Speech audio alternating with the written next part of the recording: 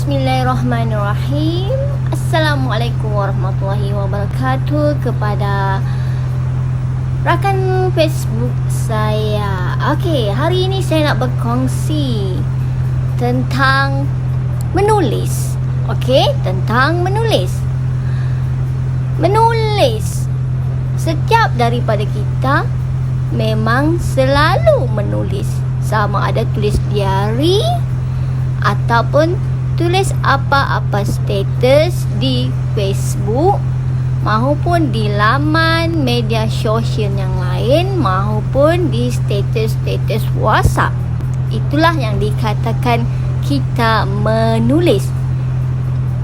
Bila kita menulis, secara tidak langsung kita adalah penulis. Kita yang menulis sesuatu hal itu. Okey.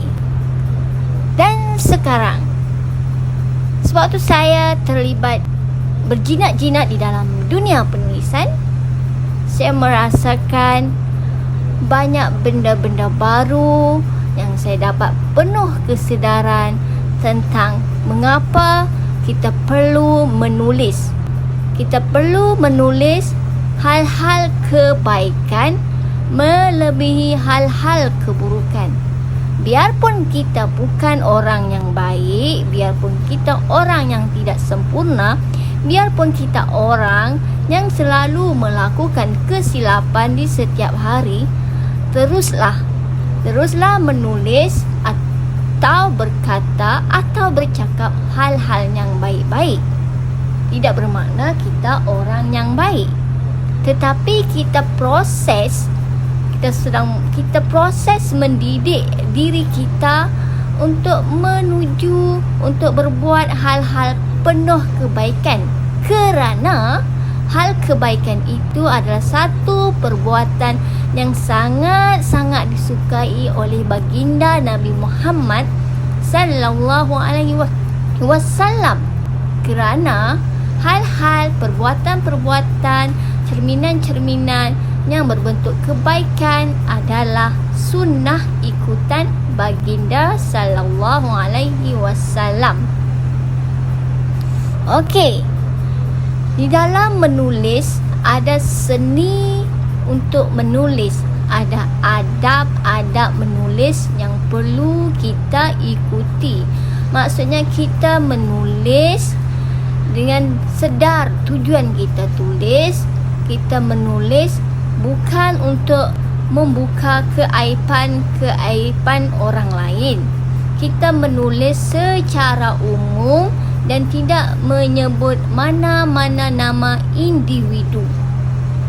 Jika adanya membaca terasa seperti orang yang menulis itu sedang mengutuk pembaca yang sedang membaca, kita kena faham satu konsep. Kita kena tanya kepada diri kita, kenapa kita terasa dengan setiap kata yang dituliskan oleh penulis tersebut. Okey, itu yang perlu kita selidiki hati sendiri. Mengapa aku nak marah dengan orang yang menulis, sedangkan orang yang menulis pun tak kenal aku? Itu perlu kita cek dengan hati kita. Mungkin ada kala kita melihat orang yang sedang menulis seumpama dia membuka keaiban kehidupan diri dia di masa lalu. Sebenarnya kat sini ada dua kaedah, dua konsep.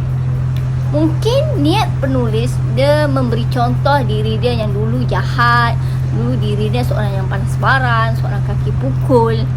Dia ingin menulis, ingin memberitahu setiap orang boleh berubah ke arah kebaikan. Kita usah berlebih-lebihan nak mengutuk kisah silam dia. Kita cuma ambil hal yang baik-baik untuk dijadikan pengajaran di dalam kehidupan kita, agar kita tidak melakukan kesalahan yang sama dengan penulis. Okey? Dan seterusnya, bila kita menulis dengan tujuan sedar, insya-Allah kita akan temui kesedaran demi kesedaran yang menjinakkan nafsu kita sendiri. Sebab kita pun bukan orang yang baik. Mungkin bila kita baca tulisan seseorang, kita tak suka pun dengan penulisan dia. Mungkin ada kesalahan pada tata bahasa dia, ayat dia, ejaan tunggang terbalik. Kita rasa macam, geramnya, macam nak betulkan je dia punya ayat. Itu masalah pada hati kita, kerana kita tak boleh nak menerima kekurangan-kekurangan pada penulisan dia. Kita lebih melihat kekurangan penulisan dia.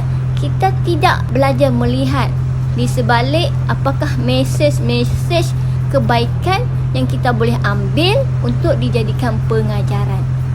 Sekian saja perkongsian Jumaat saya untuk sahabat-sahabat Facebook semua. Maafkan saya bukan seorang penulis yang ada nama. Saya belajar menulis bukan kerana nama. Saya belajar menulis setelah saya sedar bahawa menulis itu punyai kebaikan-kebaikan dan manfaat-manfaat tertentu pada diri sendiri dan juga orang lain. Sekian, terima kasih.